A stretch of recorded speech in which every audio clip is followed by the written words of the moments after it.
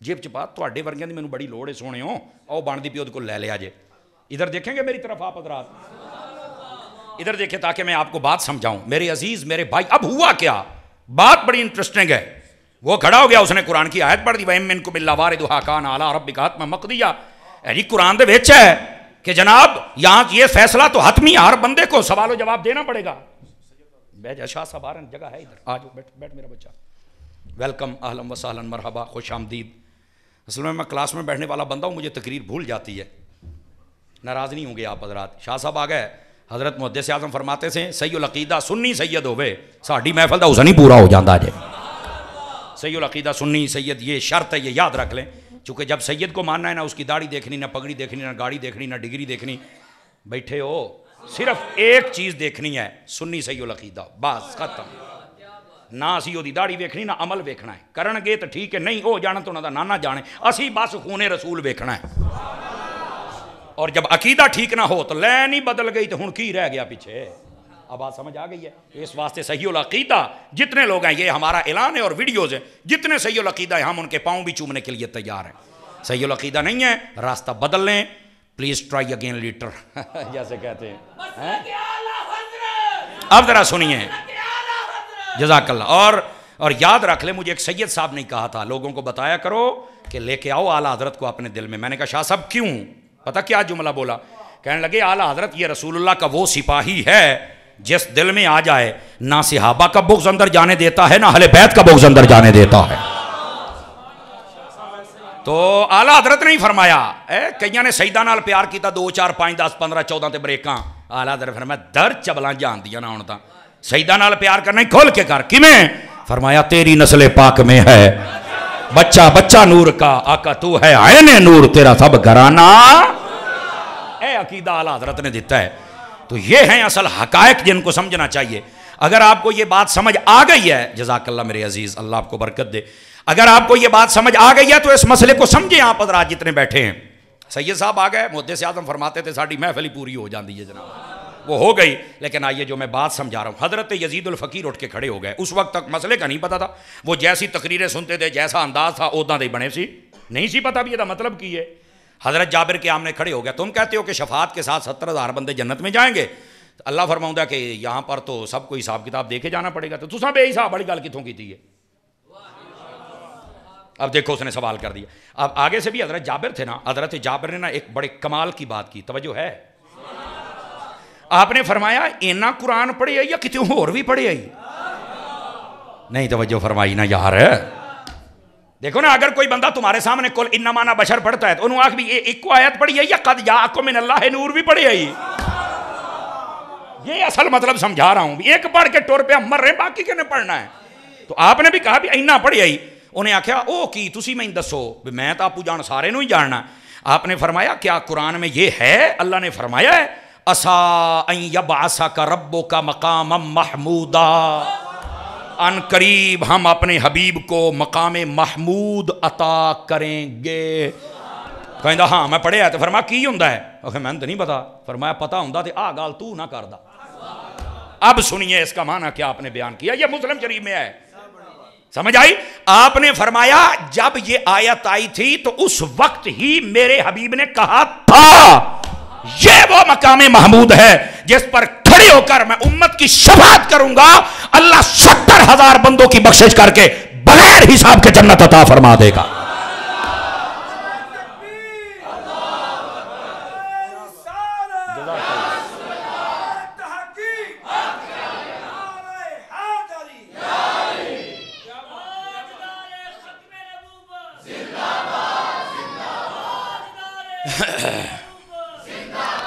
तवज्जो है भाई बात समझ आई आप सारे अजीजों को सुभान अल्लाह फरमा सकते हैं आप हजरात ये है मेरे अजीज असल बात कुरान मजीद पर बात करनी तो बड़ी आसान है लेकिन इसके तमाम तर हकायक को जान कर बयान करना ये अल्लाह के फजल से सिर्फ अहले सुन्नत का काम है वरना लोग कोई दाएं हो गए कोई बाएं हो गए जनाब और पता ही कोई नहीं और जितने उलमा हजरात तशरीफ लाए हैं मैं अगर जान की अमान पाऊँ तो छोटी सी गुजारिश मैं भी करूँगा कि आप भी अपनी मसाजिद में यूं ही दुरूस कुरान का सिलसिला जारी कर दें इसका बहुत फ़ायदा होता है बंदे के अपने नॉलेज में बड़ा इजाफा होता है और साथ ही साथ कौम भी मुतमिन रहती है कि यार कुरान पढ़दा पे है और आजकल तो बहुत ही اور آسان تفسیر صراط الجنان، اس کو آپ مجموعۃ التفاسیر بھی کہہ سکتے ہیں.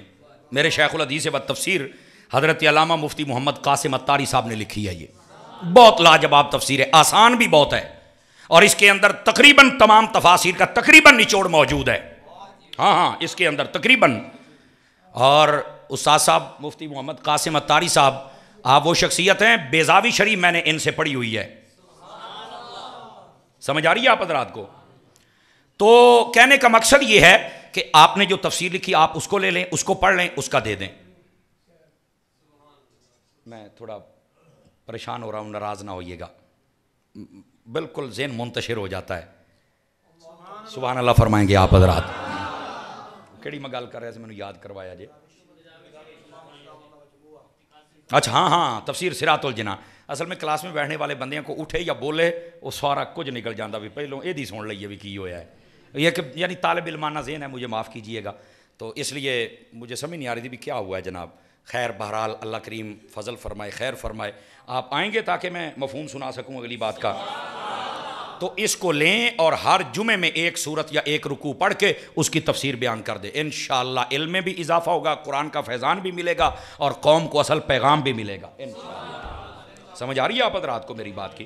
دوستان گرامی، تو میں نے جو بات عرض کی، قرآن مجید کو جب پڑھے نا تو کم از کم اس کے مفاہیم اور مطالب اور معانی ان کو سمجھ کر اگر پڑھیں تو پھر بات بنتی ہے، ورنہ بات بن نہیں سکتی ہے. اور میں بالکل گفتگو کو سمیٹنے کے بھی قریب آ چکا ہوں تاکہ آپ کا جو ٹائم ہے وہ بھی بچ جائے اور میرا ٹائم بھی بچ جائے اور ہم سب کو مفہوم بھی سمجھ کے یہاں سے جا سکیں. گرامی قدر حضرات، یہ یاد رکھیے جب آپ نے تفسیر سننی ہے، یہ سب سے خاص پوائنٹ اس تقریر کا عرض کر رہا ہوں آپ سے، کبھی کسی بد مذہب سے نہیں سننی ہے. کئی بندے نے یار کاری صاحب کیڑی لوڑ سی گل کرن دی. میں کہا میں تین دس چھڑنا کیڑی لوڑ سی، ایڈا فنکار نہ بنیا کر. سمجھ آئی نا؟ جڈا تیرا قاد دے تو اوڈا رہ، تو سانو مشورے نہ دے، اسی تیرے تو بہت دین پڑھے اللہ دے فضل دے نال. سمجھ آ رہی؟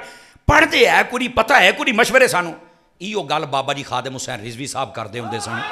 وہ جدوں کوئی گل کردے سن نا تو کئیاں نوں بڑی پیڑ ہوندی سی. وہ کہندے یار میں ہن تہاڈی گل کیویں کراں، میں پڑھی کوئی نہیں، میں وہ کراں گا جیڑی میں پڑھی ہوئی ہے اور جو قرآن میں ہے اور حدیث میں ہے. سمجھ آ رہی ہے میری بات کی؟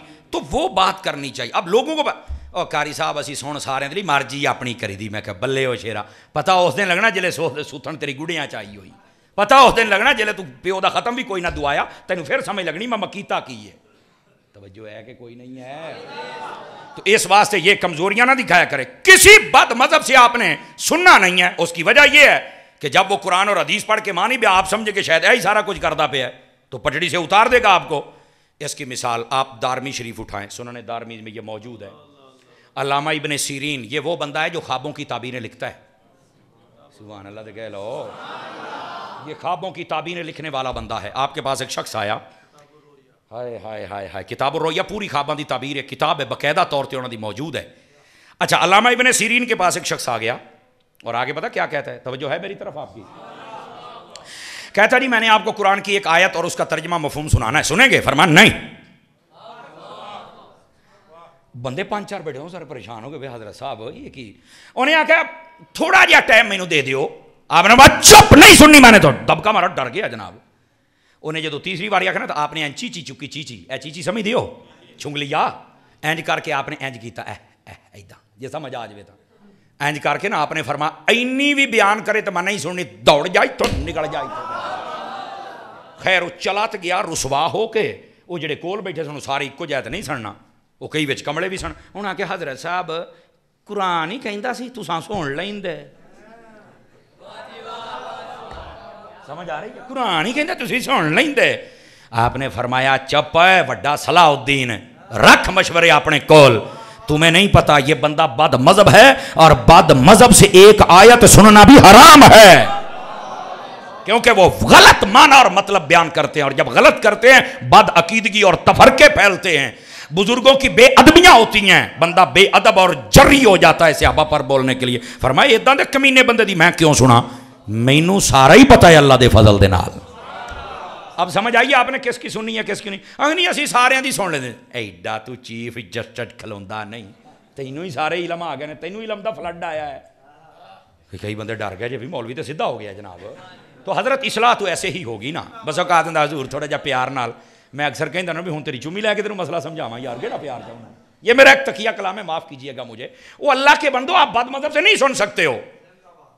اب بد مذہب کیا کرتا ہے, واردات دیکھو کہاں ڈالتا ہے. میری طرف دیکھیں آپ حضرات, جتنی بتوں والی آیتیں ہیں وہ پڑھ کے اللہ کے ولیوں پہ فٹ کر دیتا ہے. کیوں حضرت جی ادھر ہی ہے جی.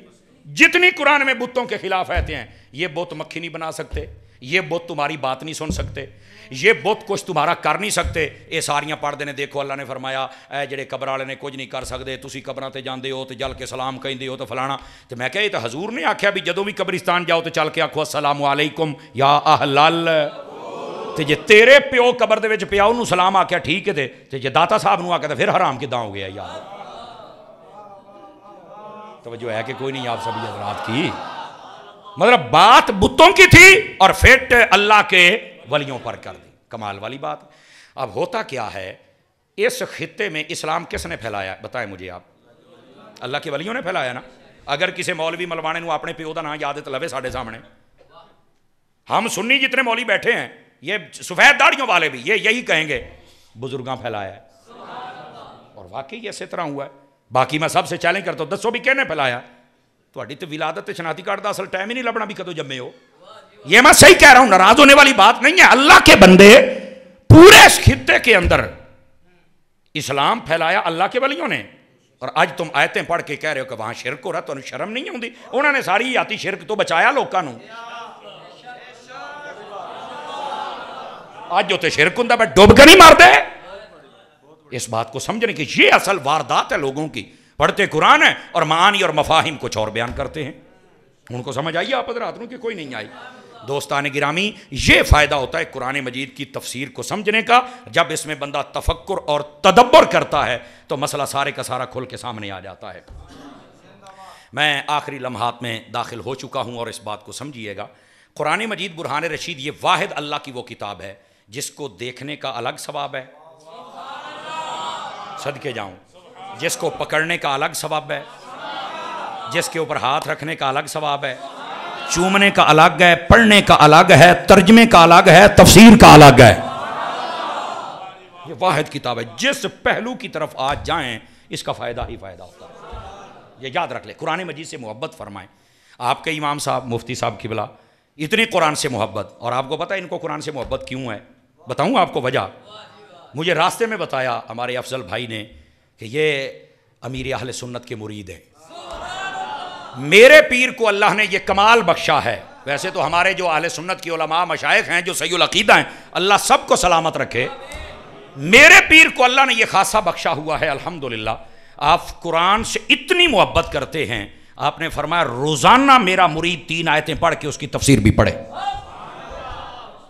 اتنی قرآن سے محبت ہے. اور پھر اس درجے کی محبت ہے. حفظ کی کلاسیں الگ چل رہی ہیں, بچوں کی الگ, بچیوں کی الگ, درس نامی کی الگ چل رہی. اس کے باوجود فرماتے ہیں جتنے بوڑھے ہو گئے ہو نا, ایک مرتبہ قاری صاحب کے پاس بیٹھ کر رات عشاء کے بعد تم بھی قرآن پڑھ لو. اگر کوئی صحت لفظی میں کمی ہے, یعنی قراءت میں, مخارج میں, وہ ٹھیک ہو جائے, تم بھی قرآن پڑھ لو. لوگ کی 9 بجے والیاں خبراں سن دینے تو میرا پیر کہندا نہیں 9 بجے ہون تو قرآن تیرے ہتھیں ہوئے. اتنی علم دوستی اور بالخصوص قرآن کی تلاوت سے دوستی آپ سوچ بھی نہیں سکتے ہو.